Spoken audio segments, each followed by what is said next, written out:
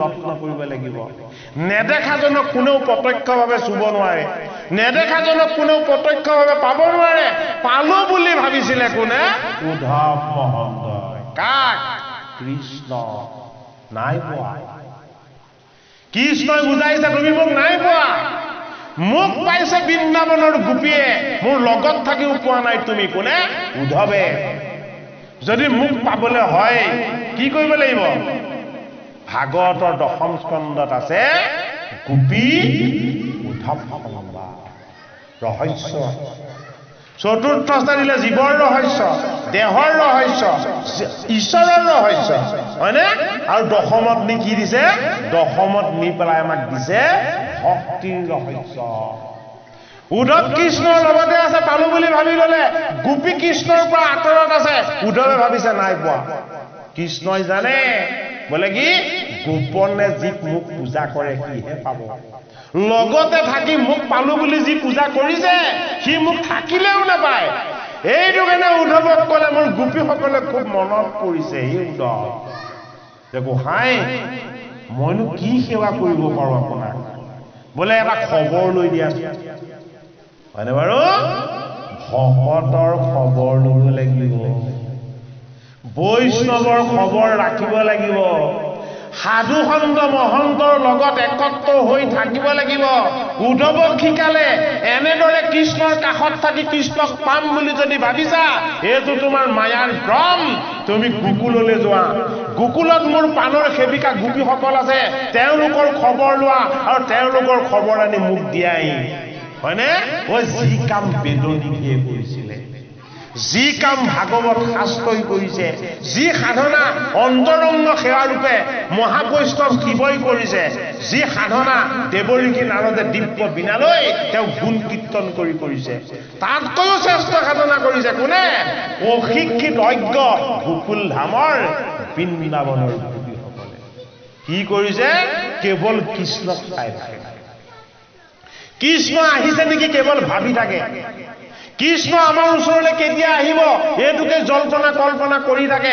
উদ্ধৱে কাষত থাকোতেও পোৱা নাই গোপীয়ে ভাৱনাৰ যোগেদি পাই আছে আমাক কি বুজাইছে ভাগৱত শাস্ত্ৰই তুমি ভগৱন্তক ভাবিব লাগিব তুমি ভগৱন্তক উপাসনা কৰিব লাগিব তুমি ভগৱন্তক স্মৰণ কৰিব লাগিব ভগৱন্তৰ তত্ত্বক তুমি একাত্মভাৱে অনুভৱ কৰিব পাৰিব লাগিব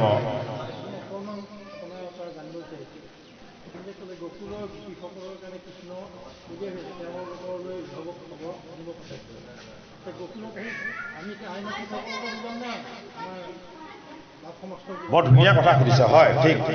সুন্দৰ প্ৰশ্ন তাৰমানে ভাৱ জনাই বৰ সুন্দৰ প্ৰশ্ন সুধিছে যে ভাগৱত শাস্ত্ৰত যে গোপী বুলি ক'লে আমিতো পুৰুষসকলেও এতিয়া ভাগৱত শুনি আছো এতিয়া বাক্যটোৰ যোগেদি এটা আইসকলকহে বুজোৱা হ'ব হয়নে নহয় বাৰু সেইটো কাৰণে চতুৰ্থ স্কন্ধৰ শিৱদক্ষৰ বিৰুদ্ধে দিছে বোলে কি এই জগতত পুৰুষ এজনে সেইজনে পৰম পুৰুষ হয়নে বাৰু সেইটো কাৰণে পাৰ্বতীক কি দিলে পাৰ্বতীক যেতিয়া যজ্ঞলৈ আহিবলৈ বাধা দিছে তেতিয়া শিৱই কি বুলি কৈছিলে বোলে মই তোমাৰ অৰ্ধ শৰীৰ দিছো কৈছিলে নে নাই মই তোমাক অৰ্ধ শৰীৰ দিছো সেইটো কাৰণে কি মই হলো ভৱ তুমি হলা ভৱানী হয়নে মই হলো শিৱ তুমি কি তুমি হলা মহামায়া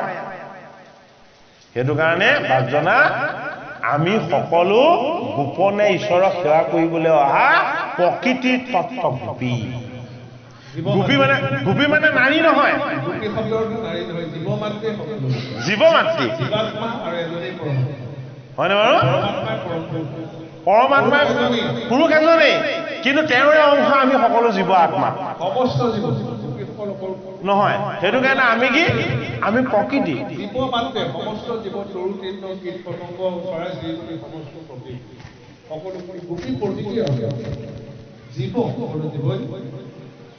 এইবাৰ যেতিয়া গোপীসকলৰ খবৰ ল'বলৈ যেতিয়া উদ্ধৱক পঠালে কৃষ্ণ ভক্তিৰ ৰহস্যটো দেখাইছে ক'ত দশম স্কন্ধত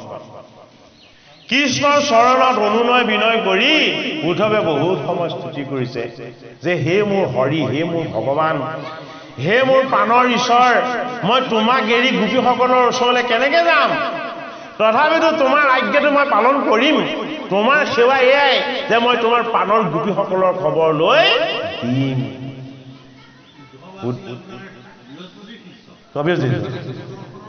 পণ্ডিত নেজানে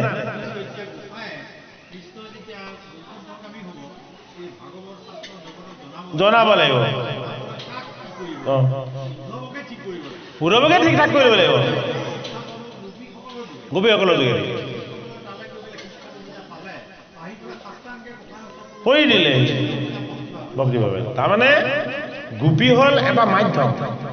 কিহৰ মাধ্যম কৃষ্ণ ভক্তিৰ মাধ্যম আমি গুণময় কৃষ্ণ বিচাৰিলে নহব ভাগৱত শাস্ত্ৰই কৈছে নিৰ্গুণ ঈশ্বৰ যিজন সৰ্বত্ৰ বিৰাজমান সেইজন কৃষ্ণৰ লগত বান্ধৱ কৰা কোনে কৰিছিলে বৃন্দাবনৰ গোপীসকলে কৰিছিলে গোপী কি সৎসংগ ভগৱান কৃষ্ণক ভক্তি কৰা গোপীসকল কি আমাৰ সৎসংগ এই সৎসংগ যদি আমি নলওঁ উদ্ধৱেও কৃষ্ণৰ ভক্তি মাগ নাপায় গোপীসকলক গৈ গ'লেগে কি বুলি যে কৃষ্ণই এটা মোৰ ভাল খবৰ দিছে বোলে কি তোমালোকৰ পানৰ কৃষ্ণ কুশলে আছে মংগলে আছে এইটো ভাল খবৰ কিন্তু কৃষ্ণই এটা বেয়া খবৰ দিছে ও ভকতৰ কাৰণে বেয়াই ভাল আৰু ভকতৰ কাৰণে ভালেই বেয়া এটা গোপীসকলে কৈছে আমাৰ কাৰণে কৃষ্ণই বেয়া খবৰ দিব এইটোতো অসম্ভৱ বোলে কৃষ্ণ সোনকালে নাহে এটা উদ্ধৱক বোলে তুমি এইটো মিছা কথা কৈছা গোপীয়ে বিশ্বাস কৰা নাই তুমি এইটো মিছা কথা কৈছা বোলে কি মিছা কথা কৈছা আমাৰ ওচৰলৈ সোনকালে কৃষ্ণ নাহে বুলি কৈছা এইটো মিছা তা উদ্ধৱে কৈছে মই কৃষ্ণৰ পানৰ বান্ধৱ মই সত্যৰ বাহিৰে মিছা ক'ব নাজানো হয়নে মই তোমালোকক কিয় মিছা কম তেতিয়া উদ্ধৱক ক'লে হে ৰাবান্ধৱ কৃষ্ণ আমাৰ ওচৰলৈ পলমকে আহিব নে তৎক্ষণাত আহিব ব'লা আজি তোমাক আমি দেখুৱাই দিম উদ্ধৱ মহন্তক গোপীসকলে বৃন্দাবনৰ যমুনাৰ পাৰলৈ মাতি লৈ গ'ল বৃন্দাবনত ভগৱান কৃষ্ণ সদায় বিৰাজমান হৈ থাকে বোলে কিয় বৃন্দাবনত কৃষ্ণই বৰ দিয়া আছে যে মোৰ নাম লৈ যদি কেনেবাকে বৃন্দাবনৰ পাঁচ স্পৰ্শ কৰে মই দেখা দিম মোৰ নাম লৈ যদি কেনেবাকে হৰিণ পোৱালি বা ময়ূৰ পক্ষী এইবিলাকত যদি হাত দিয়ে তেতিয়াহ'লে মই দেখা দিম মোৰ নাম লৈ যদি কেনেবাকে কালিন্দীত হাত দিয়ে তেতিয়াহ'লে মোক পাই যাব বৃন্দাবন ধামক জগতৰ হৰিয়ে বৰ দিয়া আছে জানে গোপীয়ে নাজানে উদ্ধৱে এইটো কাৰণে বৃন্দাবন ধামলৈ লৈ গ'ল উদ্ধৱ মহন্তক প্ৰথমতে বিৰিখৰ পাতবিলাক ধৰি ধৰি গোপীয়ে খুব কান্দিছে হে কৃষ্ণ তুমি আমাৰ পৰা আঁতৰত থাকিব পাৰিবা আমিতো নোৱাৰো তোমাক এৰি হৰিণাবিলাক চাপি আহিছে সিহঁতক মৰম কৰি কৰি কান্দিছে গোপীসকলে শেষত যমুনাৰ জলত হাত দিছে আৰু ইফালে মথুৰাত থকা কৃষ্ণই চকু পানী টুকি টুকি কান্দি আছে কাৰণ প্ৰতিটো স্পৰ্শই কৃষ্ণই পাইছে যেতিয়া যমুনাৰ জলত চুই যেতিয়া গোপীসকলে কৃষ্ণ কৃষ্ণ ধ্বনি কৰিলে কি হ'ল গোপীসকলৰ চকুৱেদি চকু পানী ববলৈ ল'লে তা উদ্ধৱে হাঁহিছে ক'ত পালা কৃষ্ণ তোমালোকৰ পানৰ কৃষ্ণক মই দেখাই নাপালো এতিয়া গোপীসকল উদ্ধৱ মহন্তৰ অজ্ঞান আৰু অবিদ্যাত কি হ'ল অকণমান কুধিত হৈছে যে আমি কৃষ্ণক দেখা পাইছো তুমি কিয় দেখা নাই আমি কৃষ্ণক স্পৰ্শ কৰিছো তুমি কিয় অনুভৱ কৰিব পৰা নাই আমি কৃষ্ণক প্ৰত্যক্ষভাৱে পাইছো আৰু তুমি নাই পোৱা বুলি আমাক কিয় কৈছা হে উদ্ধৱ তুমি কিয় মিছা মাতিছা তেওঁ উদ্ধৱে কৈছে মই কৃষ্ণক দেখা নাই গোপীসকলে হাত জোৰ কৰি ভগৱন্ত কৃষ্ণৰ নাম লৈ কৃষ্ণক ধ্যান কৰি কৰি বৃন্দাবনৰ বালিত চাবলৈ ধৰিলে বৃন্দাবনৰ বালিত যেতিয়া কৃষ্ণৰ নাম লৈ গোপীয়ে চাবলৈ ধৰিলে বৃন্দাবনৰ বালিত গোহাঁইৰ পঞ্চচিহ্ন উজ্জ্বল পোহৰ হৈ জিলিকিবলৈ ল'লে গোপীয়ে ক'বলৈ ধৰিলে পাই গলো হেৰা উদ্ধৱ মহন্ত পাই গলো আমাৰ পানৰ কৃষ্ণক এতিয়া তোমাক দেখুৱাই দিম এই পঞ্চচিহ্নযুক্ত চৰণৰ ধূলি গোপীয়ে হাতত লৈ যেতিয়া বক্ষত হে কৃষ্ণ তুমি দেখা দিয়া যদি তুমি দেখা নিদিয়া আমি এতিয়া পাণ ত্যাগ কৰিম সহস্ৰ গোপীৰ হাতত ধৰি সহস্ৰ কৃষ্ণই আনন্দময় নৃত্য কৰাত লাগি গ'ল উদ্ধৱ মহন্তই আঁঠুকাঢ়ি সেৱা কৰি কেৱল চকু পানী টুকি টুকি কান্দিবলৈ ধৰিলে যে এনে গোপীৰ চৰণৰ যদি অকণমান ধূলি মই যদি মস্তকত ল'বলৈ পাওঁ কৃষ্ণ প্ৰাপ্তিৰ ইয়াতকৈ আৰু ডাঙৰ শ্ৰেষ্ঠ উপায় একো নাথাকিব। যাৰ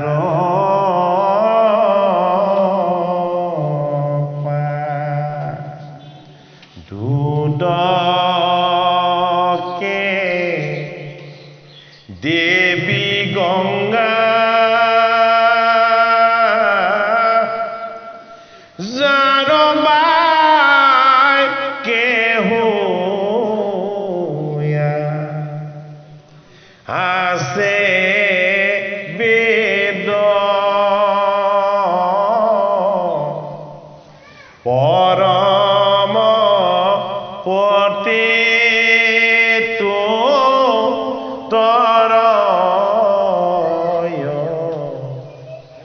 যাহাৰ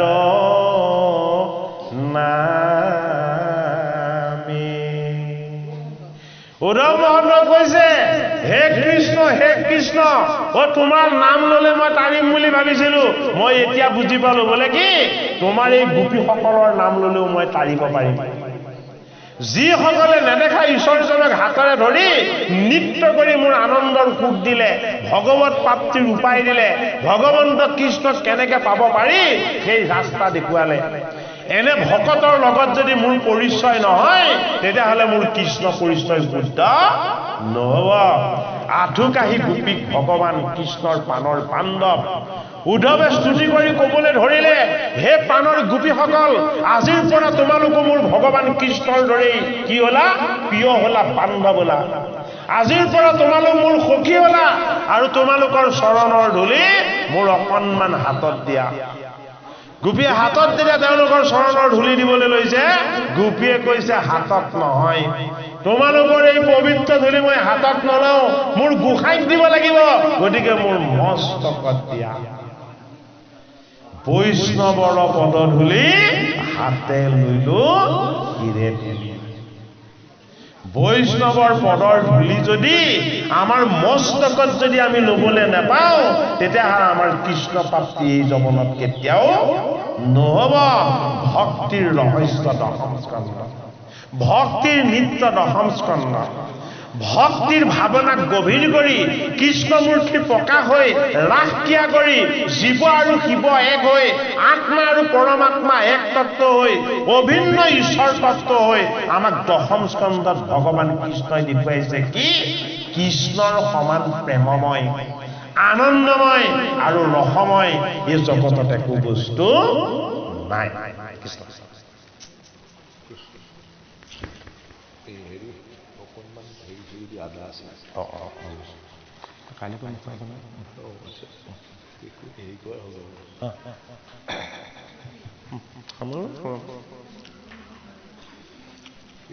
ৰাম ৰাম যমজাত নাকো লাগি নগম্পে হৃদয় লোক দেখি মোৰ একে মহাভয় তুমি যেবে জানা মোৰা সত্য ভইল সনা মাথা পাতি দেউ তাত থাপিও চৰণা ধোঁৱা পাও শিৰ দহা ফলুংগীকাৰ শৰীৰক সমৰ্পিলো পাৱত তোমাৰ জন্মে জন্মে তোমাৰ নাম সৰু হইলো দাস তুজু শৰণত মোৰ নুগুচো আহা ভাল ভাল ভুল গুচি লবি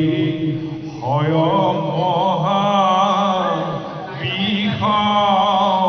নিকিঞ্চন ভৈলে মোৰ অধিকে হৰিষ ৰাম সিঁদুৰ দিলা আহ্লাদ বন্ধনো সেইটো মোৰ পৰম প্ৰসাদ ৰামাজিহে আমাৰ মৱে সম্পীতি লজ্ঞান যে নয়ন লাক দিলা দুয়ে খুনান এৰম তুমি হি পৰম গুৰু দৈত্য দানৱৰ মাৰি মাৰি মুখ খান্দি আশাও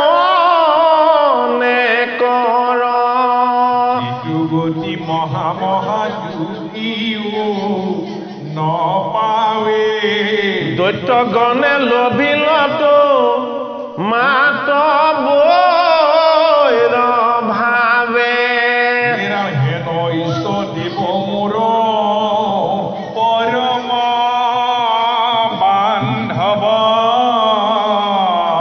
এ তুমি বান্ধি আছাতো কোন ভৱ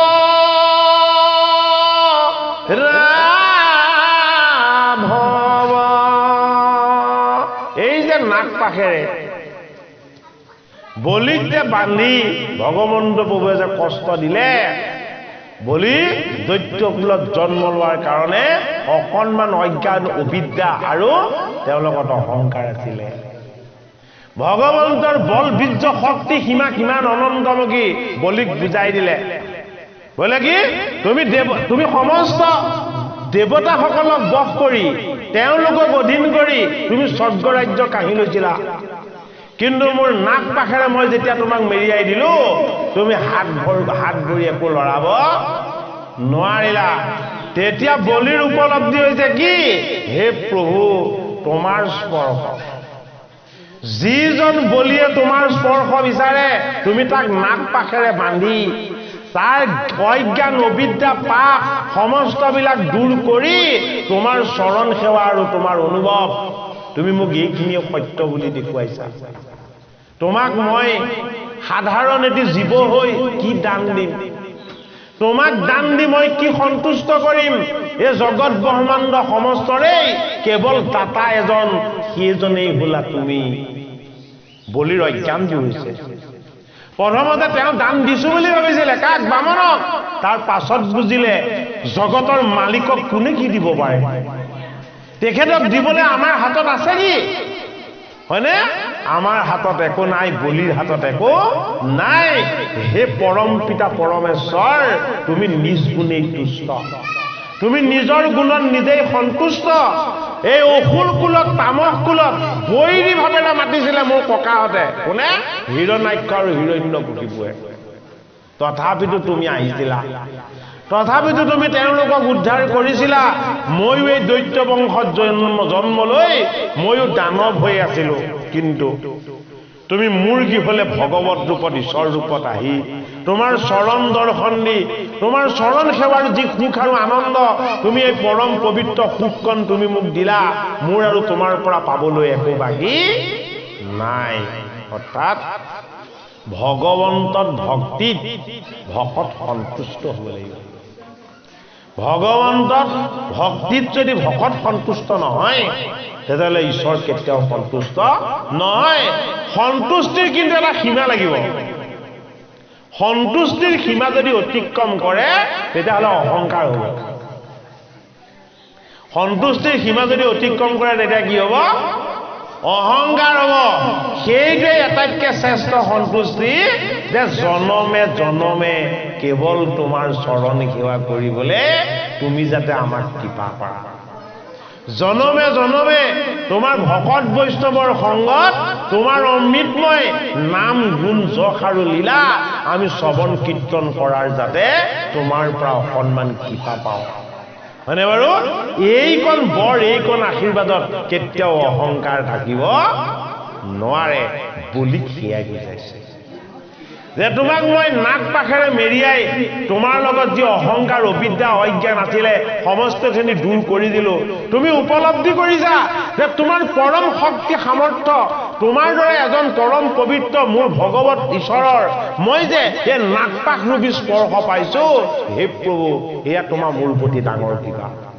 এতিয়া আৰু মোৰ মৃত্যুৰ ভয় নাই এতিয়া আৰু মোৰ কালৰ প্ৰতি ভয় নাই এতিয়া আৰু তোমাৰ এই মায়াময় নাক পাখৰ প্ৰতি মোৰ ভয় নাই বোলে কি তুমি অভয় দাতা ঈশ্বৰ তুমি অভয় দাতা ঈশ্বৰ সমস্ত ভয়ক দূৰ কৰি দিব পৰা তুমি ভগৱান গতিকে মই যেতিয়া তোমাৰ চৰণ দৰ্শন পালো মোৰ একো বস্তুলৈকে আৰু এতিয়া ভয়ভীতি নাই সেইটো কাৰণে গুৰু অভয় ব্ৰহ্ম দেৱ পূৰ্ণ ব্ৰহ্ম নাম নিৰ্গুণ নিৰাকাৰ ব্ৰহ্ম ভকত বৈষ্ণৱ শুদ্ধ ব্ৰহ্ম ব্ৰহ্মৰ চাৰিটা তত্ত্ব বস্তু চাৰিটাই গুৰুদেৱ নাম ভকত গুৰু অভয় ব্ৰহ্ম কাৰ ভয় দূৰ কৰিলে 7 দিনতে তক্ষকে মৃত্যু দিব বুলি ভয় খাই গৈছিলে কোনে পৰীক্ষিতে গুৰুৰ চৰণ পোৱাৰ লগে লগে পাহৰি থাকিলে বোলে কি মৃত্যুক মই ভয় নকৰো বোলে কি মৃত্যুক মই এতিয়া মাতিম ভয় কৰা জীৱই মৃত্যুৰ প্ৰতি কাতৰ হোৱা জীৱই মৃত্যুৰূপী তক্ষকক হাত বাউলি মাতিব পাৰিছে ক'ত ভাগৱত শাস্ত্ৰ শুকৰ চৰণ মানে গুৰুৰ চৰণ পালে এই জীৱৰ কেতিয়াও ভয় থাকিব নোৱাৰে এইটো কাৰণে গুৰু হ'ল অভয় ব্ৰহ্ম এই অভয় ব্ৰহ্ম গুৰুৱে আমাক কি দৰ্শন কৰাই দিয়ে পূৰ্ণ ব্ৰহ্ম অভয় ব্ৰহ্ম গুৰুৱে দেখুৱাই দিয়ে কাক পূৰ্ণ ব্ৰহ্ম কাক দৈৱকী নন্দন কৃষ্ণ কৃষ্ণৰ পৰিচয়টো কিমান জটিল বস্তু কৃষ্ণৰ পৰিচয়টো কিমান ডাঙৰ বস্তু কৃষ্ণৰ পৰিচয়টো কিমান কঠিন বস্তু এইটো ভাগৱতৰ প্ৰথম স্কন্ধত ভীষ্মৰ মুখ্যন তত্ত্বত দিছে কৃষ্ণৰ গুণযশ আৰু লীলাৰ অকণমান ভাগ পাবলৈ কিমান ভাগ্য লাগিব এইটো ভাগৱতৰ তৃতীয় স্কন্ধত বিদুৰ মৈত্ৰেয় সংবাদত দিছে হয়নে কৃষ্ণৰ পৰিচয় দিয়াটো কি এটাইতকৈ শ্ৰেষ্ঠ কৰ্ম আমি যদি কোনোবা আমাৰ সতি সন্তান বা কোনোবা এজনক যদি আমি আত্মপ্ৰত্যয় নিয়াব পাৰিছো যে তোমাৰ ইষ্টদেৱ কৃষ্ণ বোলে কিয় তেওঁই হ'ল পৰম ব্ৰহ্ম এই কৃষ্ণৰ নামটো লৈ তেওঁ দুখন চৰণ ভক্তিভাৱে চিন্তা কৰিবা কৃষ্ণৰ নাম লৈ ভগৱান কৃষ্ণৰ চৰণত তেওঁ ছত্ৰ ছায়াত তুমি ঠাই বিচাৰিবা আৰু ভগৱান কৃষ্ণৰ নাম লৈ তুমি আত্মীয় নিবেদন কৰি কবা হে জগতৰ হৰি হে জগত ব্ৰহ্মাণ্ডক তুমি যেনেদৰে আনন্দৰে পালন কৰি আছা মোকো তোমাৰ চৰণৰ ছত্ৰ ছায়াত ঠাই দি তেনেদৰে পালন কৰি ৰাখিবা এই কথাটো যদি কাৰোবাক বুজাই শিকাই দিব পাৰিছে ও সেইজনৰো 7টা জনমৰ পুণ্য থাকিব লাগিব গংগাৰ পুত্ৰ হৈ গোটেই জীৱনটো ব্ৰহ্মচৰ্য ব্ৰত পালন কৰি 10 দিন যুদ্ধ ক্ষেত্ৰত কেৱল সন্মুখত কৃষ্ণ দৰ্শন কৰি যিমানখিনি পুণ্য সঞ্চয় হৈছিলে সেইখিনিৰে সৈতে পাণ্ডৱক কৃষ্ণ পৰিচয় দিব নোৱাৰিলে কি আছিলে ভীষ্মৰ লগত কৌৰৱৰ অন্ন পান কৰাৰ পাপ তেজ আছিলে আকৌ সৰসজ্জাত শুব লগা হৈছে সৰসজ্জাত শয়ন কৰি দেহৰ পাপ তেজ সমস্ত বিলাক লীন নিয়াই যেতিয়া দক্ষিণায়ন শেষ হৈ উত্তৰায়ণৰ আগমন হ'ব হৈছে ও তেতিয়াহে ভীষ্মই পঞ্চ পাণ্ডৱক কৃষ্ণ পৰিচয় দিব পাৰিছে কি বুলি এই জগতৰ গোসাঁই এই মহাহৰি এই কাল এই মহাকাল সম্পত্তি তেওঁ মায়া কৰি কপট ৰূপত দৈৱকীৰ পুত্ৰ ৰূপত আছে এই অনন্ত কোটি ব্ৰহ্মাণ্ডৰ একমাত্ৰ ঈশ্বৰ ভীষ্মই ভাগৱতৰ প্ৰথম স্কন্ধত মুখ্য উৎসৱৰ তত্ত্ব লাভ কৰিছে আমাৰ জীৱনৰ মুক্তিৰূপী মুখ্য উৎসৱ কেতিয়া হ'ব আমিওতো ভ্ৰমতে বান্ধ খাই থকা প্ৰত্যেকেই জন্মৰ পৰা মৃত্যুলৈকে যি থকা এজন পিতামহ জন্মৰ পৰা যি মৃত্যুলৈকে ভ্ৰমত জীয়াই থাকে সেয়া পিতামহ হয়নে বাৰু? গতিকে আমাৰ এই ভ্ৰমটো কেতিয়া দূৰ হ'ব? যিদিনাখন ভ্ৰমিতসকলক, অজ্ঞানীসকলক, বুজি নোপোৱাসকলক, চিনি নোপোৱাসকলক আমি যিদিনাখন পৰিচয় কৰি দিব পাৰিম যে দৈৱকী নন্দন কৃষ্ণই হ'ল জগতৰ মহাহৰি, ভগৱান কৃষ্ণৰ চৰণ পূজা সেৱা আৰু উপাসনা এয়াই হ'ল শ্ৰেষ্ঠ ভক্তি, হয়নে? ভগৱান কৃষ্ণতকে শ্ৰেষ্ঠ দেৱী জগতত নাই। এই পৰিচয় দিলে কোনে? পিতামহ ভীষ্মই। কাক? পাণ্ডৱ। ভাগৱতৰ প্ৰথম স্কন্ধ। এই কৃষ্ণৰ কথাকে ক'বলৈ সুযোগ পাইছে ভাগৱতৰ তৃতীয় স্কন্ধত। কোনে? মৈত্ৰেয় ঋষিয়ে। এই কৃষ্ণ কথাৰ সুযোগ শ্ৰৱণ কৰিবলৈ পালে কোনে? বিদুৰে। কেতিয়া পাইছে? কৌৰৱৰ লগত গোটেই জীৱনটো দুখ যান্ত্ৰণা কষ্ট ভোগ কৰি ধৃতৰাষ্ট্ৰ গান্ধাৰী আৰু তেওঁৰ পুত্ৰসকলক গোটেই জীৱনটো বুজাইছে, অন্যায় নকৰিবা, অনীতি নকৰিবা, অধৰ্মলৈ নেযাবা, বেয়া কথা নকবা, বেয়া নকৰিবা। এদিনো নুবুজিলে ধৃতৰাষ্ট্ৰ আৰু গান্ধাৰীয়ে। ইমান বুজাই বুজাই অন্তিমত এদিন কৃষ্ণ তেওঁৰ গৃহত অতিথি হৈও থাকিলেই। কৃষ্ণৰ চৰণ দৰ্শনৰ আনন্দও পালে। তেতিয়াও তেওঁ ভাগৱত কথা শুনাৰ সুযোগ পোৱা নাই। এইবাৰ দুৰ্যোধন আৰু দুঃশাসনক ৰাজ্যৰ পৰা বাহিৰ কৰি দিবলৈ পৰামৰ্শ দিলে ধৃতৰাষ্ট্ৰ আৰু গান্ধাৰীক। আৰু কি হ'ল? বিদুৰক নিৰ্বাসন দি দিলে। বিদুৰে 11খন তীৰ্থ ভ্ৰমণ কৰি তীৰ্থৰ জলেৰে তেওঁ নিজেই স্নান কৰি শুদ্ধ হৈ তেওঁ নিজেই যেতিয়া অকণমান পুণ্যৰ ভাগ পালে, তাৰ পাছতহে লগ পাইছে কাক? কৃষ্ণক নহয়, কৃষ্ণৰ প্ৰাণৰ বান্ধৱ উদ্ধৱ মহন্ত। ভাগৱত শাস্ত্ৰই বুজাইছে ভগৱানক লগ পোৱাটো সহজ। ভগৱানৰ এজন শুদ্ধ ভকত, ভগৱানৰ এজন শুদ্ধ বৈষ্ণৱ, সাধু সন্ত মহন্তৰ কেনেবাকে যদি তুমি সংগ পাইছা, তোমাৰ 7টা জনমৰ পুণ্যৰ ফল। বিদুৰ মহন্তই কাক লগ পালে? এইবাৰ উদ্ধৱ মহন্তক লগ পালে। উদ্ধৱক সাৱটি ধৰি বিদুৰে কান্দিছে কি বুলি? জিলু জিলু জিলু। 3বাৰ জিছে। প্ৰথম যে মই কৃষ্ণৰ বান্ধৱৰ চৰণ পালো, সেইটো কাৰণে জিলু। দ্বিতীয়, মই উদ্ধৱ মহন্তৰ আলিংগন পালো, সেইটো কাৰণে জিলু। আৰু তৃতীয়, কৃষ্ণৰ গুণ চৰিত্ৰ শ্ৰৱণ কীৰ্তন কৰিবৰ কাৰণে মৈত্ৰেয় ঋষিৰ মই চৰণ পালো। কৃষ্ণক পোৱাটো ইমান সহজ নহয়। কৃষ্ণ প্ৰাপ্তিতকৈও জটিল সাধু সংগ, ভকত বৈষ্ণৱ এইসকলৰ সংগ পোৱাটো। 7 জনমৰ পুণ্যৰ ফলতহে এনেধৰণৰ সৎ পৰিৱেশ এটা আমি কেতিয়াবা সান্নিধ্য লাভ কৰিব পাৰো। ভাগৱত শাস্ত্ৰই তাৰ প্ৰমাণ দিছে। বৈকুণ্ঠৰ পাৰিষদ মৰ্ত্যধামত আহি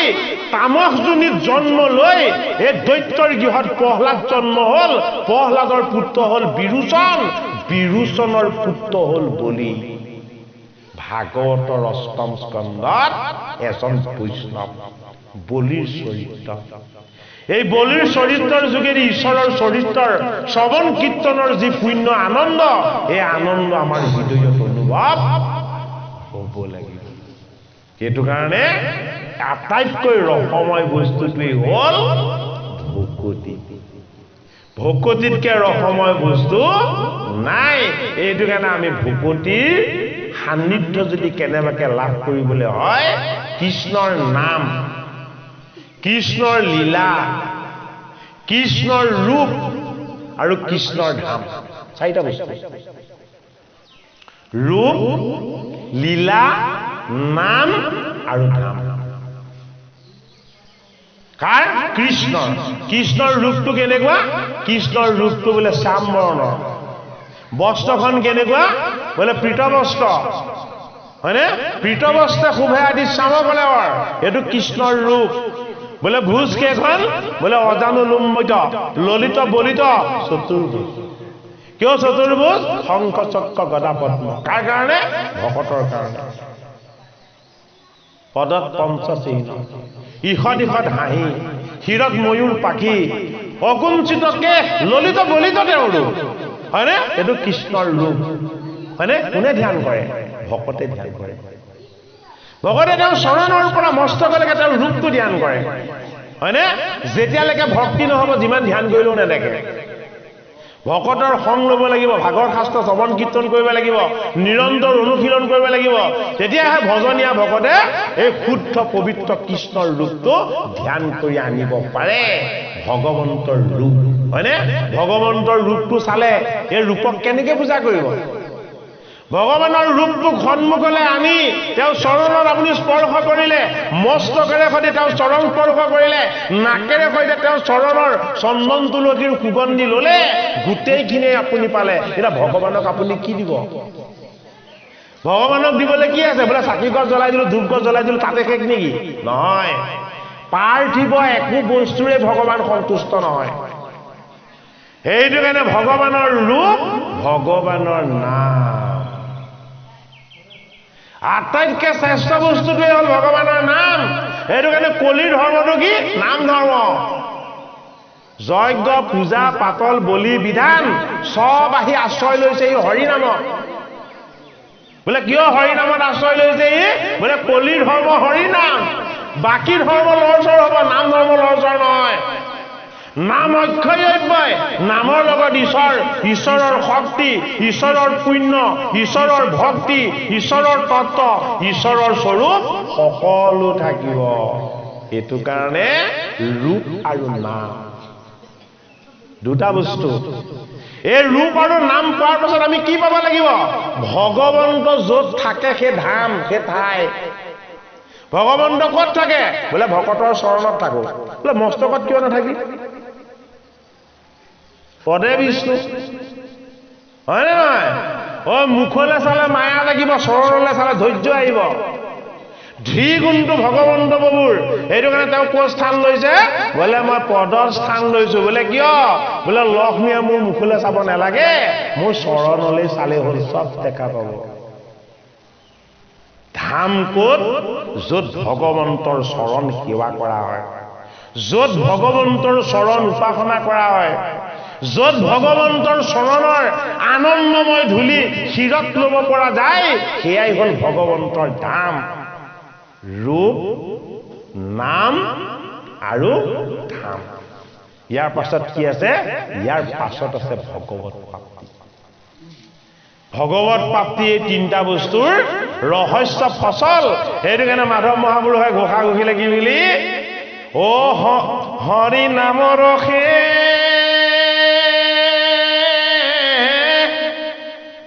বৈকুণ্ঠ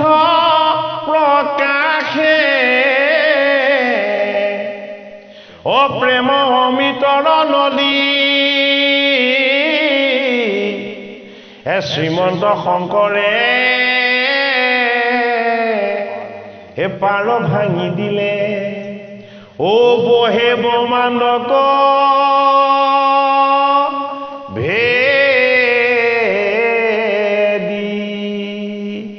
নিৰ্গুণ নামৰ যিটো পাত্ৰ আছিলে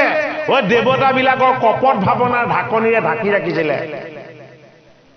নিৰ্গুণ নামৰ পাত্ৰত দেৱতাৰ কপট ঢাকনি হয়নে এই দেৱতাৰ গৰ্ব চূৰ্ণ কৰি শংকৰে গোটেই মুণ্ডটোৱে ভাঙি দিলে বোলে কি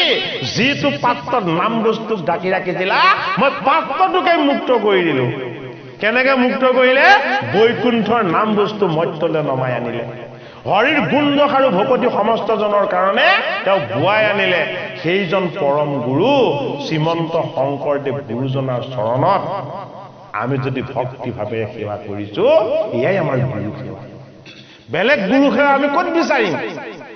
গুৰুৰ চৰণ সেৱা কৰিলে গোবিন্দক পোৱা যাব আৰু গোবিন্দক যদি পায় তেতিয়াহ'লে আৰু বেলেগ প্ৰাপ্তিৰ কথা আমি কেতিয়াও ভাবিব নেলাগে সেইটো কাৰণে ৰূপ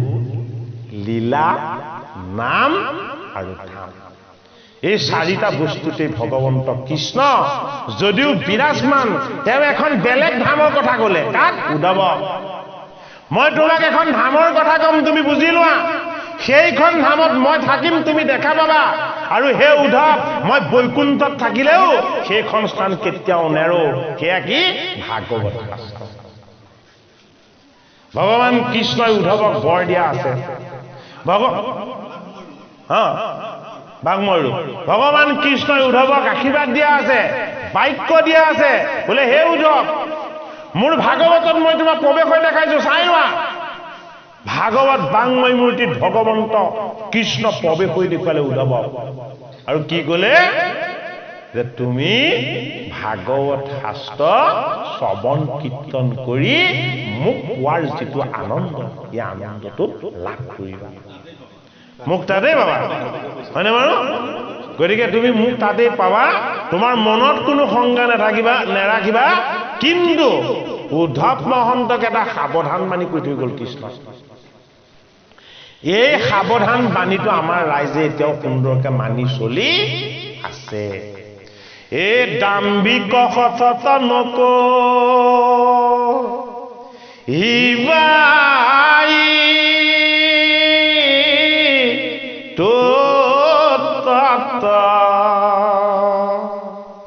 হে বৈষ্ণৱ জনত সদা উপদেশ দিবা বৈষ্ণৱ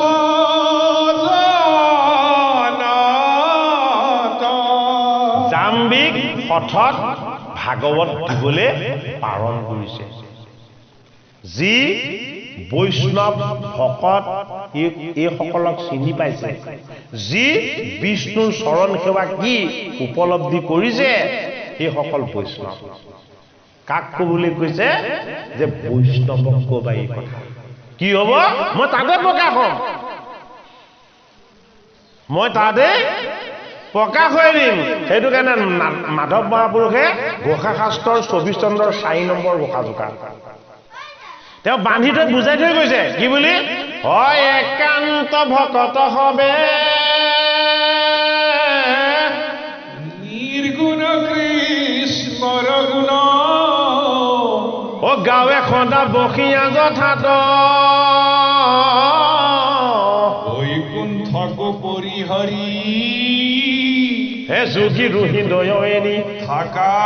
হৰি সাক্ষাতে তথা গতিকে আজি এয়া দ্বিতীয় বৈকুণ্ঠ আপোনাৰ সব ভকত বৈষ্ণৱ সাধু সন্ত মহন্তৰ আজি আমি অকণমান চৰণ সেৱা কৰাৰ ভগৱন্তৰ অকণমান কৃপা পাইছোঁ গতিকে আপোনালোকৰ চৰণ সেৱাৰ নিমিত্তে আমি আহিছোঁ যে বৈকুণ্ঠৰ কল্পতৰু ভাগৱত শাস্ত্ৰ যি শাস্ত্ৰ অনন্ত নাগে কৈছে যি শাস্ত্ৰ ব্যাসনন্দন সুকে কৈছে যি শাস্ত্ৰ সৌনক আদি সহস্ৰ ঋষিক উগ্ৰসভা সুতে কৈছে সেই শাস্ত্ৰৰ ওচৰত এয়া যদি সমুদ্ৰ আমি এটা ধূলিকণা গতিকে এটা ধূলিকণাৰ অস্তিত্বৰে সৈতে আমি আপোনাৰ খবৰ চৰণ সেৱা কৰিছোঁ ভাগৱত ভগৱন্তৰ আনন্দময় অকণমান কথা গুৰুৰ কৃপাত আমি যি পাইছিলোঁ আপোনালোকৰ আগত ব্যক্ত কৰিছোঁ এয়া আমাৰ নিজৰ বুলি নাভাবিব সমস্তখিনি সাধু সন্ত মহন্ত ভকত বৈষ্ণৱ আৰু শাস্ত্ৰ এই সকলৰ পৰাই ধাৰ কৰা গতিকে নিজৰ সম্পত্তিৰ অধিকাৰ সাব্যস্ত কৰাত আপত্তি নাই বেলেগৰ সম্পত্তিৰ অধিকাৰ সাব্যস্ত কৰিব নোৱাৰি ভগৱন্ত প্ৰভু নিজ গুণেই তুষ্ট হওক আপোনাৰ সব নিজ গুণেই তুষ্ট হওক সময়ৰ যদি সংকেত আহে গতিকে আমি অকণমান দুহাৰি ৰাখি দিব পাৰিম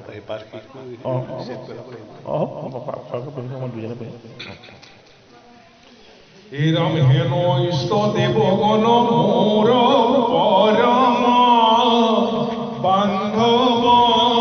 তুমি বান্ধিয়া সাত কোন পরাভব এরম যতে কবলা মোর নলরে মতিক তোমার ক্রোধ দেখো পরটো জগততে প্রখ্যাত প্রহ্লাদ পিতামহ নগনীলা মৃত্যু কুটুমার পরিগ্রহ বাপখনে দিলা দুঃখ অনেক নিকার নকরিলা তথাপিতো মাক পরিহার হে ৰাম ধন জন পুত পৰি এবাৰ মায়াময় এই সংসাৰত বিচাৰিয়া কৰিল নিশ্চয় কেৱল ভকত নিৰ্ভয় স্থানৰ তোমাৰ চৰণ জানি পিতা মহে তাত পহিলা শৰণ কুমাৰ কালৰে পৰা তোমাত ভকত তান গুণ গণ তজু চৰণে বেকত তুমি বিনয়ান নিচিন তন্ত পিতামহ দাস বংশ বুলি মোক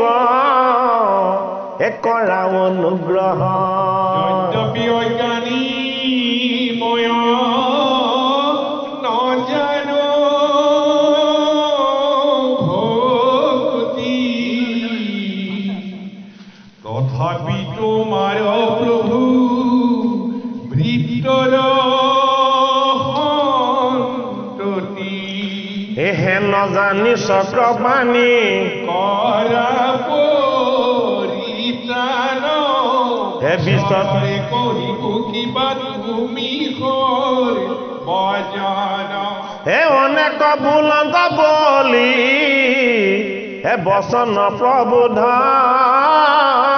চিতে কোন পাতলে পামনৰ ক্ৰোধ হে ৰাম ভুকতি কটিল মুখ হে আখি আৰক কাম্পে উৰুহিৰে কৰ অধৰ ক্ৰোধ হে বলি কক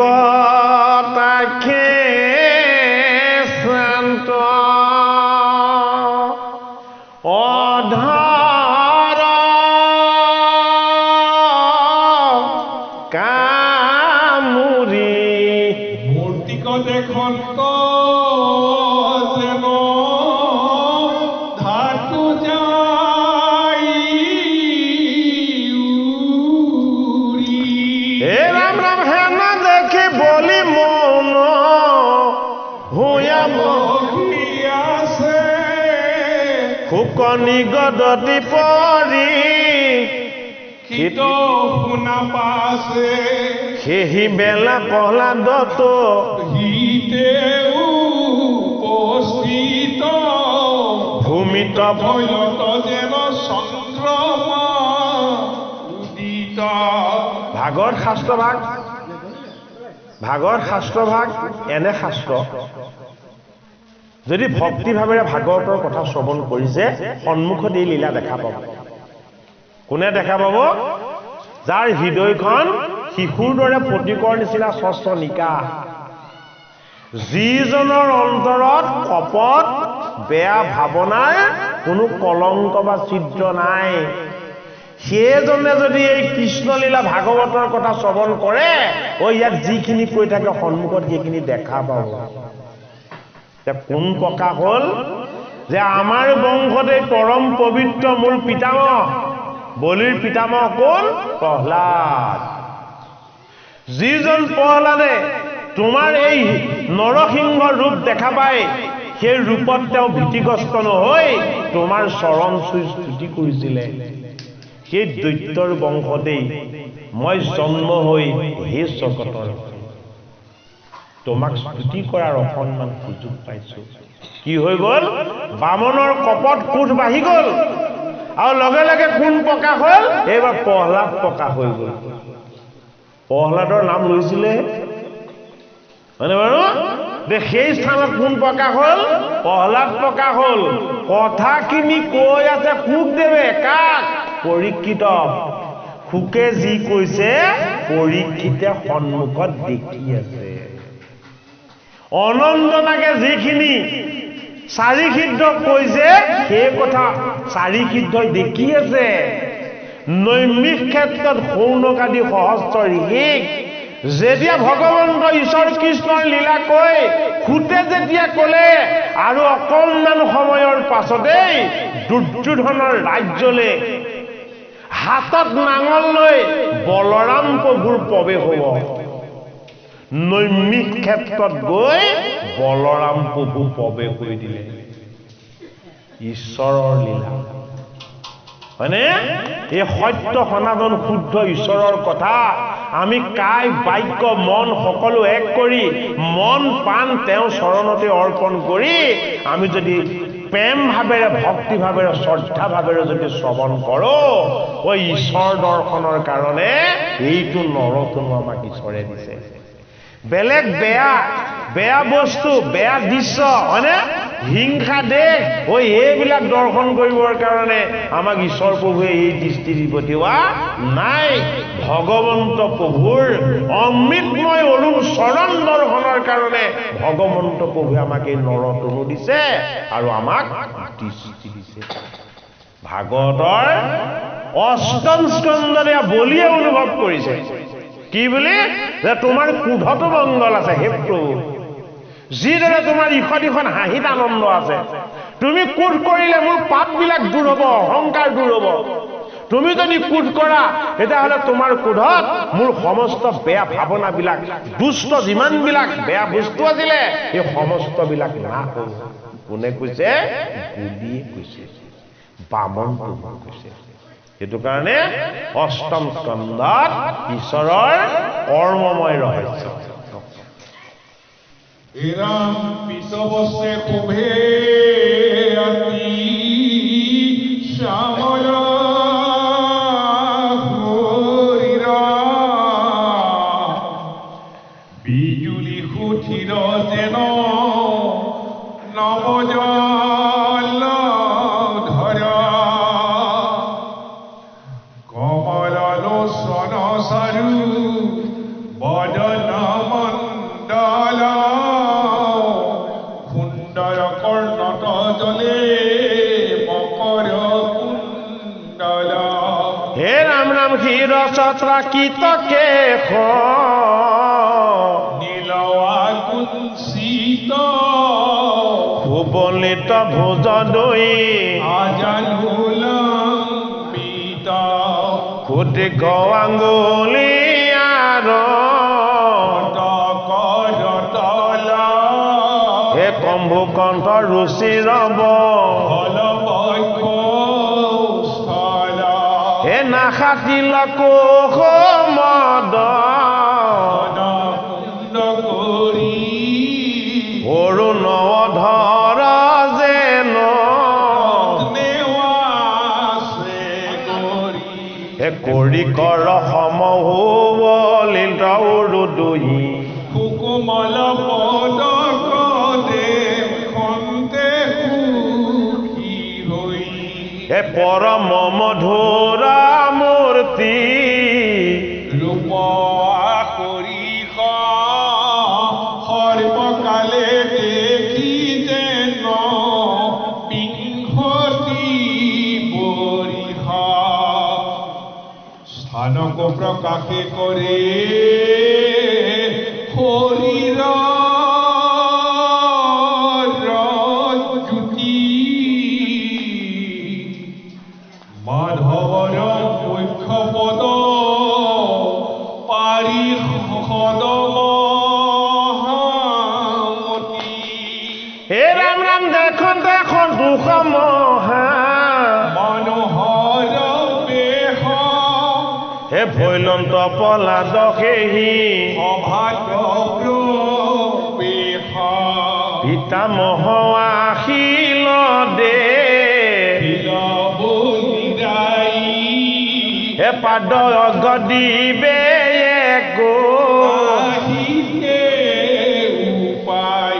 হে ৰাম ৰাম লৰিবে চৰিবে নোৱা অ তৈৰে পৰা সাদৰে ন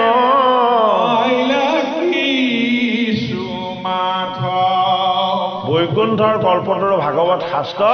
বিষ্ণু আৰু বৈষ্ণৱৰ কথাৰ তত্ত্ব হয়নে ভগৱন্ত বিষ্ণুৱে নিৰ্গুণ নহয় ভাগৱত শাস্ত্ৰই কৈছে মোৰ বৈষ্ণৱো নিৰ্গুণ বোলে কি যিদৰে মোৰ জন্ম মৃত্যু নাই মোৰ বৈষ্ণৱসকলৰ যদিও জন্ম হয় এই জন্ম তত্ত্বলৈ অহা সত্ত্বেও তেওঁলোকৰ কোনোদিন মৃত্যু নহয় বোলে কিয় মোৰ চৰণ যি চিন্তা কৰে মোৰ চৰণত যি শৰণ লয় মোৰ চৰণ যি ভজে মোৰ ভক্তিৰ আনন্দত যি গদগদ হয় মই যিদৰে মৃত্যুহীন হৈ যাওঁ মোৰ বৈষ্ণৱকো মই মৃত্যুৰ জড়বন্ধনৰ পৰা মুক্ত কৰি দিওঁ অশস্ত সৰ্ববিখ্যানম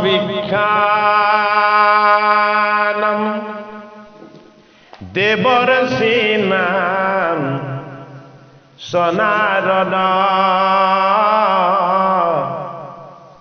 গন্ধাৰ্বনম চিত্তৰাথো সিদ্ধিনাম গো ভিলুমুনি অশস্ত সৰ্ববিখ্যানম দেবৰ্ষীণাম সনাৰদ গন্ধাৰ্বনম চিত্তৰাথো সিদ্ধিনাম গো ভিলুমুনি ভগৱান কৃষ্ণই যেতিয়া অৰ্জুনক বুজালে জ্ঞান বিজ্ঞান তদং আৰু ৰহস্য তাৰ পাছতো অৰ্জুনে বুজি নাপালে হে কৃষ্ণ তোমাৰ স্বৰূপ হে কৃষ্ণ তোমাৰ তত্ত্ব হে কৃষ্ণ তোমাৰ উপলব্ধি হে কৃষ্ণ হে পৰমাত্মা মই তোমাক কেনেদৰে বুজিম তোমাক কেনেকে পূজা কৰিলে তুমি সন্তুষ্ট হবা মই এতিয়াও বুজি পোৱা নাই গীতাৰ দশম যুগত ভগৱান কৃষ্ণই ক'লে বোলে কি মোৰ বিভূতি যুগ তুমি শ্ৰৱণ কৰা মই ঈশ্বৰ তত্ত্বহে মোৰ তত্ত্ববিলাক কেনেকে প্ৰকাশিত হৈছে তুমি বিভূতিৰ ৰূপত জানি লোৱা মোৰ বিভূতিবিলাকৰ বিষয়ে জানিলে তুমি মোক জানিবা আৰু মোক কেনেকে সেৱা কৰিব লাগে তুমি পথটো দেখিবা সেইটো কাৰণে কি বুলি ক'লে অশস্ত সৰ্ববিখ্যানম এই জগতত যিমান বিৰি কাটে এই বিৰিকবিলাকৰ মাজত মই এজোপা আহঁত বিৰি বোলে কি মই সংসাৰ বিৰি অশস্ত মানে আহঁত আহঁত মানে সংসাৰ বিৰি এই সংসাৰ বিৰিখত তিনিটা ডাল আছে এই তিনিটা ডাল হ'ল তিনি গুণ অহংকাৰ এই তিনিটা ডালতে কিছুমান সেউজীয়া পাত আছে সেইটো কাৰণে তেওঁ শ্যাম বৰণীয়া বোলে সেউজীয়া পাতটো কি বোলে মোৰ জীৱবিলাক এই অশস্ত বৃক্ষজোপাই কেৱল এখন বস্ত্ৰ পিন্ধে এই বস্ত্ৰখনৰ নাম হ'ল পীতবস্ত্ৰ এইটো কাৰণে কি পীত বস্ত্ৰে শুভে আদি শ্যামকলে বৰ সমস্ত জীৱ জড় আত্ম ঈশ্বৰ তত্ত্ব সমস্তখিনি মই এই পিন্ধি আছো এই অশস্ত বিৰিক ৰূপত বোলে মোক কেনেকে বুজিবা দেৱৰ্ষি নামছ নাৰদ মোক যদি চিনি পাবলৈ হয় নাৰদক দেখা পাব লাগিব বোলে কিয় নাৰদক নেদেখিলে মোক দেখা নোপোৱা নাৰদক কিয় দেখা পাব লাগিব বোলে সেইটো দেৱৰ্ষিৰ ময়েই তত্ত্ব মোৰেই তত্ত্ব তেওঁ আৰু মই অভিন্ন মোৰ অংশ অৱতাৰ আৰু মোৰ যি গীত গাই গাই জগতক শুদ্ধ কৰে নিজেও শুদ্ধ কৰে আৰু নিজৰ পবিত্ৰতা আৰু পুণ্যৰ ভাগ লয় এই চিত্তৰত গন্ধৰ্বসকলৰ মাজত মই চিত্তৰত হে অৰ্জুন মই কৃষ্ণ কেৱল এক কৃষ্ণ নহয় জগত ব্ৰহ্মাণ্ড সমস্তখিনি মই কৃষ্ণই সেইটো কাৰণে মই হলো ব্ৰহ্মাৰ নাতি কৰ্দম আৰু দেৱৰ্ষিৰ পুত্ৰ মই কি মই হলো কপিল মুনি মাতৃ দেৱাহুতিক মই এই সাংখ্য জ্ঞানৰ তত্ত্ব দিলো বিভূতি যুগত ভগৱান কৃষ্ণই অৰ্জুনক কৈছে মই দৈত্যবিলাকৰ মাজত প্ৰহ্লাদ এইটো কাৰণে প্ৰহ্লাদ ৰূপত আহিছে এইবাৰ ঈশ্বৰ দৈত্য কুলত ময়েই প্ৰহ্লাদ নদীবিলাকৰ মাজত মই দেৱনদী গংগা গংগা মানে কি এই ভাগৱত শাস্ত্ৰ গীতা শাস্ত্ৰ ভাগৱত আৰু গীতা শাস্ত্ৰৰ এটা নাম হ'ল গংগা সেইটো কাৰণে কি দেৱনদী যি নদী শেষ হৈ যায় সেই নদী কি জড় নদী এই দেৱনদী গংগা শেষ নহয় বৈ আছে বৈয়ে থাকিব অনন্ত কাললৈ ইয়াৰ মাজেৰে এই নদী বৈ থাকে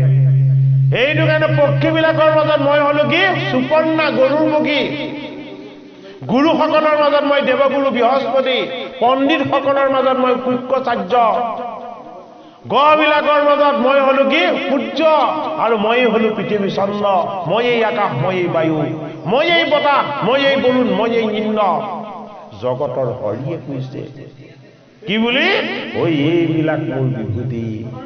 এই বিভূতিৰ তত্ত্বৰে ভাগৱত শাস্ত্ৰৰ অষ্টম স্কন্ধত এইবাৰ ঈশ্বৰ দৰ্শনৰ পাছত বলিয়ে দেখা পাব লাগিব কাক পিতামহ তেওঁৰ প্ৰহ্লাদক বোলে কিয় বৈষ্ণৱক দৰ্শন নোপোৱাকে বিষ্ণু দৰ্শন কেতিয়াও সম্ভৱ নহয় আজি আপোনাক সব কৃপালু ভকত বৈষ্ণৱৰ চৰণ সেৱা আৰু আপোনালোকৰ দৰ্শনতেই আমাৰ যি কৃষ্ণ দৰ্শনৰ আনন্দ এই আনন্দ আজি লাভ হৈছে আমি কৃতজ্ঞ হৈছো গতিকে এনেদৰে ভকত বৈষ্ণৱৰ দৰ্শনেই কলিযুগত ঈশ্বৰ দৰ্শনৰ আচল সাৰ্থকতা সেইটো কাৰণে আমি সৎসংগলৈ যাব লাগিব ভগৱন্তৰ কথা শ্ৰৱণ কীৰ্তনৰ আনন্দ আমি আমাৰ কায় বাক্য মনে কৰি পান কৰিব লাগিব বলিয়ে সেয়া কৰি দিছে এরম পাশে হাত বান্ধ তো হৃদয় ভাঙ্গি যায় নবনত্ব বলি কিছু প্রহ্লাদ ছায়া নয়নর হতে নহ ধারে যাই বহি লাজে দুঃখে অধমুখে থাকিলন্ত বহি বলির নিগ্রহ দেখি প্রহ্লাদ ভদ অন্তর্গতে দহে শোকে হৃদয়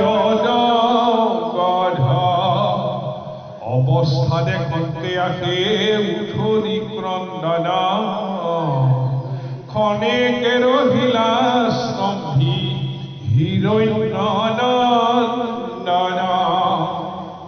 মহামর্মে চকুর পরিবে খোঁজে পানী জ্ঞান ধৈর্য মুখে ধরন্ত চিত্র কানি বলি কন বলি কিশোর বসন আশা ধীরে ধীরে বামনর চাপিলন তপাস এখনন্দ পমুখে পাৰি সদন নিৰন্তৰে দণ্ড চিত্ত বিচিত্ৰ মৰ ধৰি কৰে ভক্তি ভাৱে সবে সেবে সবে বিষ্ণুক আৱৰি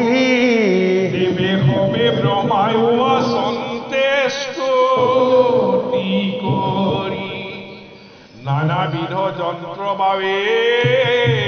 গাৱে বিদ্যা ধৰে সপয়পহয়িত সাৰণ কিন্নাৰে সভাৰ মধ্যত দিলা ৰত্ন সিংহাসনে চমৎকাৰে আসন্তবা মনৰংগ মনে হে প্ৰভু কপটক দেখি হে বৈষ্ণৱ প্ৰহ্লাদ কি হৰিল মহা মিলিল আহ্লাদ হে নয়নৰ পৰা হৰি হলতক দণ্ডৱতে পৰি প্ৰণামিলা মাধৱক এই উঠি প্ৰণামিলা পৃথিৱীত থৈ আমাৰ কৰন্ত প্ৰণতি বুলি ত্ৰাহি জগন্নাথ তুমি সুধাব দাসৰ্ব সাক্ষী সদাশিব তুমি নিৰঞ্জন যত জগত জীব হে তুমি সে পৰম গুৰু প্ৰধান সবাৰ চিত্তৰ পোৱা আপুনি অবিনাশী সন্তক কৰা গতি তোমাৰ চৰণে মোৰ নচাৰু গমতি ও তুমি দিলা বলি কতই লোকমহাভাৰ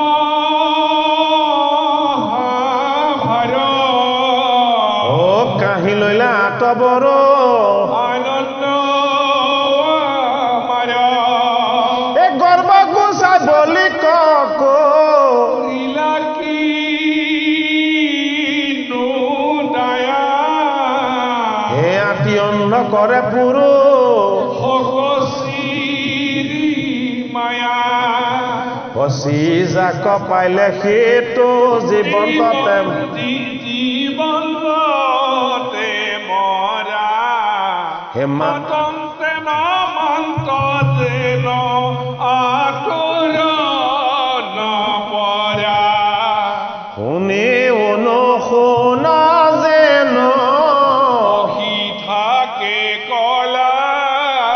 দেখি উনে দেখে যেন দিনতে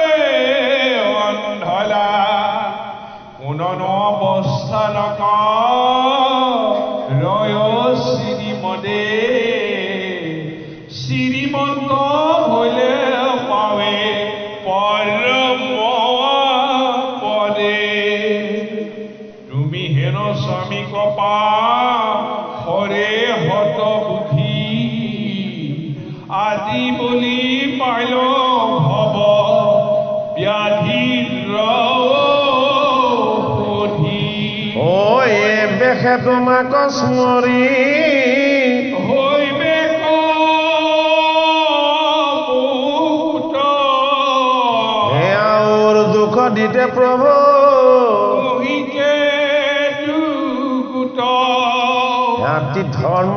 অন্ত সত্য অন্ত বলি ৰায় এতে নিগ্ৰহ হবে আকনু জোৱাই এ শুকৰ বচনে যিটো কলাৰি লমতি এ শুদ্ধ ভাৱে কৰিলে তো ভকতি এ হেন মহাদানী মানি মূৰৈতো নাতি কোন অপৰাধ আক কৰে উগ্ৰ শান্তি অসমীও তোমাৰ দাস আৰু হৈ বদাস ও আজ্ঞা কৰা গৰুৰে মে অকনাগপাস এতিয়া নাক পাশটো কি নাক পাশটো হ'ল আমাৰ জন্ম মৃত্যুৰ বন্ধন গৰুৰ কি গৰুৰ হ'ল আত্মা সেইটো কাৰণে ভাগৱত শাস্ত্ৰত ঈশ্বৰৰ তত্ত্বৰূপ বোলে কি ভগৱন্ত বিষ্ণুৰ বাহন হ'ল কোন গৰুৰ পকি গৰুৰ কি গৰুৰ আমাৰ প্ৰাণ পকি কাৰ পুত্ৰ বিনতা আৰু কশ্যপৰ পুত্ৰ বিনতা মানে বিনম্ৰ স্বভাৱ সৰল আচৰণ নিৰ্মল ব্যৱহাৰ কশ্যপ মানে আত্মসংগম হয়নে এই কশ্যপ ঋষিৰ কথা কোৱা নাই ইয়াত আত্মসংগম ৰূপী কশ্যপৰ কথা কৈছে কশ্যপে তাৰ চাৰিটা পদ আৰু মুখখন তাৰ দেহৰ ফালে টানি লুকুৱাই ৰাখে বোলে কিয় আমাৰ ইন্দ্ৰিয়বিলাকক যাতে আমি আত্মসংগমৰ যোগেদি আমাৰ ভিতৰৰ ফালে ৰাখো লোভৰ লালসাৰে ভমৰ বাসনাৰে আমাৰ ইন্দ্ৰিয়বিলাকক যাতে আমি সংসাৰ বনত মৃগ খেদাত লগাই নিদিও এইটো কাৰণে বিনতাৰ পুত্ৰ গৰুৰ আমাৰ প্ৰাণ এইটো কাৰণে মাধৱে ঘোষাত কি বুলি লিখিছে অ প্ৰাণ প্ৰভু পিতাম্বৰ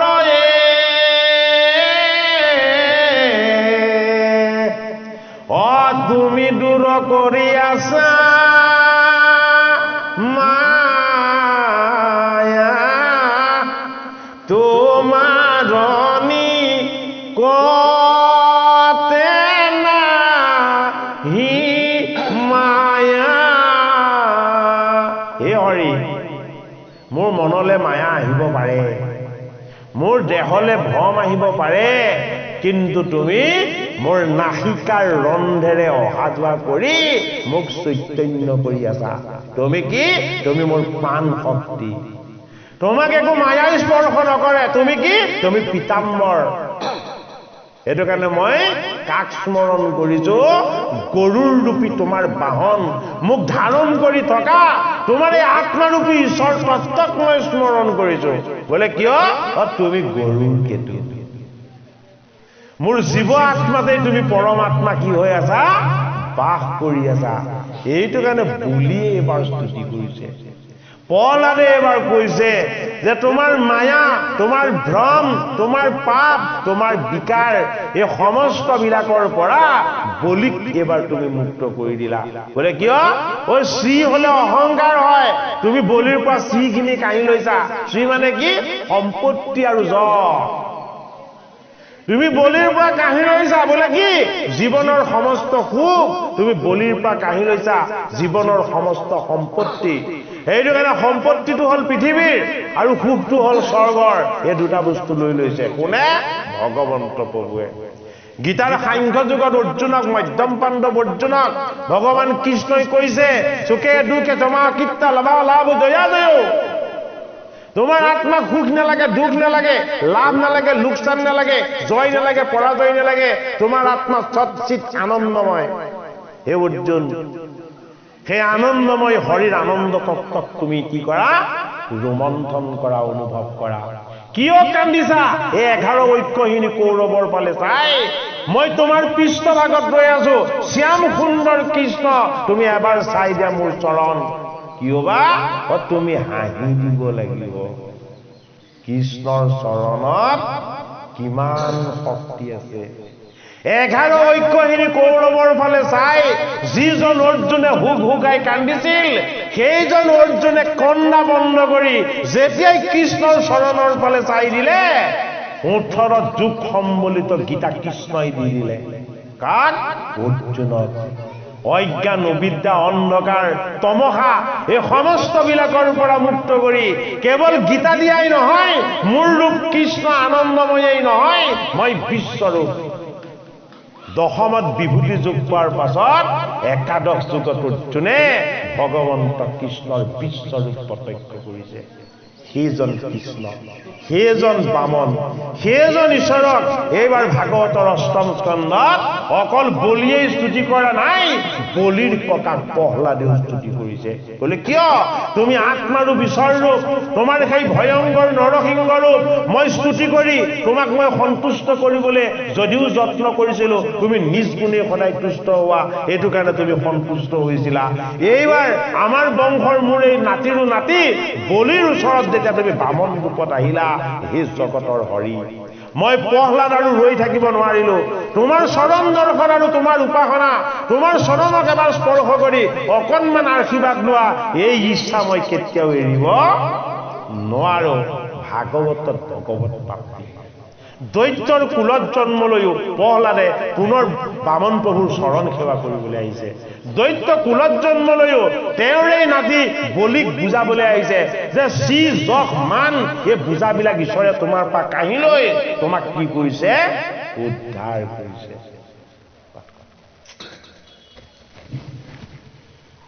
রাম বান্ধর শতক বলি ফুটি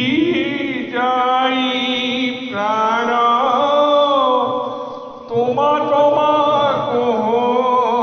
গোহাই দিও নাতি দান করন্ত পাওত করি প্রহ্লাদে কাতর তথাপি বা মনে কিছু নেদন্ত উত্তর বলি ককটাখে চাই দশন সুবান্ত দেখি আগত আহি ব্ৰহ্মা বুলিবা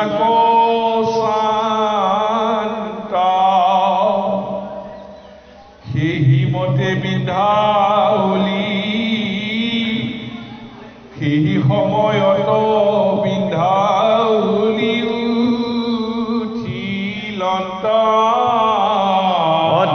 ব্ৰহ্মাদেৱে পাছ গুচিব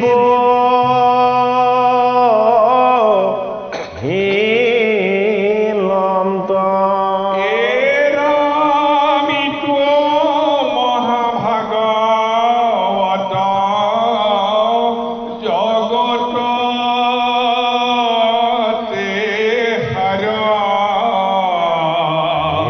শ্ৰৱণ মাত্ৰকে কৰে সংসাৰ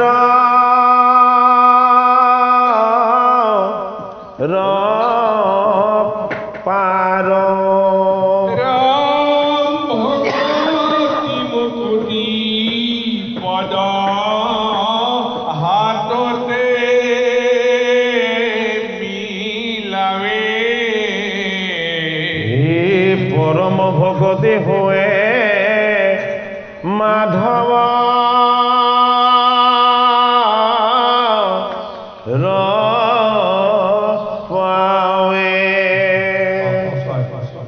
আইঠা পৰিছে সমাপ্তি হ'ব হেন জানি শুনা পবে সাৱধান কৰি মাতক চাৰুক ডাকি বলা হয় ৰামে হেন জানি শুনা